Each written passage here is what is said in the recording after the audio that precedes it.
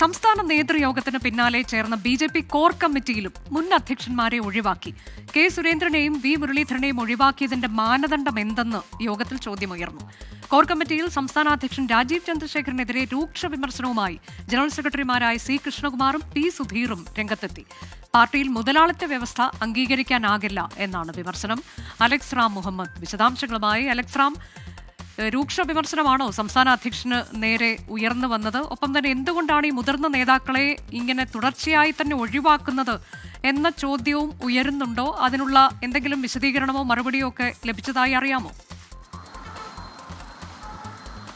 അനുജ, തദ്ദേശ തെരഞ്ഞെടുപ്പ് മുന്നൊരുക്കം ചർച്ച ചെയ്യാനാണ് ബി.ജെ.പിയുടെ സംസ്ഥാന നേതൃയോഗം തൃശ്ശൂരിൽ ചേർന്നത്. ആ നേതൃയോഗത്തിൽ മുൻ സംസ്ഥാന അധ്യക്ഷന്മാരായ വി മുരളീധരൻ, കെ സുരേന്ദ്രൻ, ഒപ്പം സി കെ പത്മനാഭൻ തുടങ്ങി നേതാക്കളെ, അതായത് ഒരു വിഭാഗം നേതാക്കളെ ഒഴിവാക്കി എന്നുള്ളതാണ് ബി.ജെ.പിക്കുള്ളിൽ ഉയർന്നു വരുന്ന ആക്ഷേപം. ഒരു ഇടവേളയ്ക്ക് ശേഷം പാർട്ടിയിൽ വിഭാഗീയത തലപൊക്കുന്നു എന്നുള്ളതിൻ്റെ കടുത്ത തെളിവുകളായി ഇത് മാറുകയും ചെയ്തിട്ടുണ്ട്.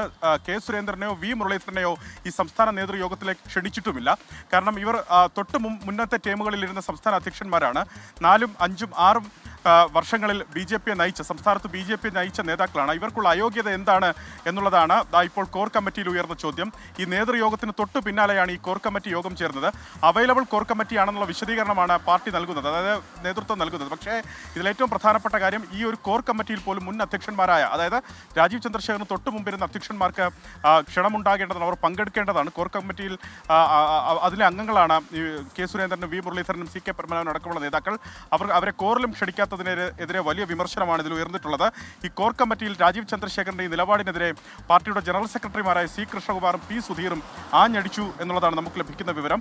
പാർട്ടിയിൽ സവർണാധിപത്യമോ അതോ മുതലാളിത്തമോ എന്നാണ് അവരുടെ ചോദ്യം. മുതലാളിത്ത വ്യവസ്ഥ അംഗീകരിക്കാനാകില്ല. ബി.ജെ.പി. ഒരു കമ്പനിയല്ല, ബലിദാനികളുടെ രക്തത്തിൽ വളർന്ന പാർട്ടിയാണ് ബി.ജെ.പി. എന്നവർ പറയുന്നുണ്ട്. ഒരു സുപ്രഭാതത്തിൽ ഒരു മുതലാളി വന്ന് ഭരിക്കാമെന്ന് വിചാരിക്കേണ്ട എന്ന രൂക്ഷ വിമർശനം രാജീവ് ചന്ദ്രശേഖരന് എതിരെ ഉയർന്നതായാണ് വിവരം. അതുമാത്രമല്ല, കെ സുരേന്ദ്രനെയും വി മുരളീധരനെയും ഈ നേതൃയോഗത്തിലും കോറിലുമൊക്കെ ഒഴിവാക്കിയതിന്റെ മാനദണ്ഡം എന്ത് എന്നുള്ള ചോദ്യം അവർ ഉന്നയിച്ചു. ഇതിൽ ഏറ്റവും പ്രധാനപ്പെട്ട കാര്യം നമുക്കറിയാൻ കഴിയുന്നത്, ഈ യോഗങ്ങളിൽ പ്രധാനപ്പെട്ട സംസ്ഥാനത്തെ നേതൃയോഗങ്ങളിൽ നിന്ന് ഒഴിവാക്കിയതിനെതിരെ വി മുരളീധര വിഭാഗം ദേശീയ നേതൃത്വത്തെ സമീപിക്കാനാണ് തീരുമാനിച്ചിരിക്കുന്നത്. അവർ ദേശീയ നേതൃത്വത്തിന് പരാതി നൽകുമെന്നുള്ളതാണ് ഈ ഘട്ടത്തിൽ ലഭിക്കുന്ന വിവരം.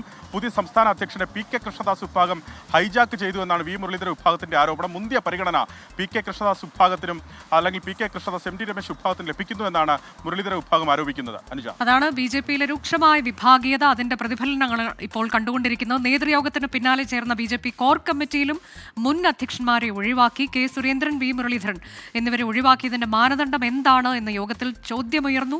അതിരൂക്ഷ വിമർശനം സംസ്ഥാന അധ്യക്ഷന് നേരെ ജനറൽ സെക്രട്ടറിമാർ ഉന്നയിക്കുകയും ചെയ്തു. ഒരുപക്ഷെ വി മുരളീധരൻ അതിൽ ദേശീയ നേതൃത്വത്തെ സമീപിക്കാനുള്ള സാധ്യതയുണ്ട് എന്ന വിവരമാണ് അലക്സ് റാം മുഹമ്മദ് നൽകിയത്.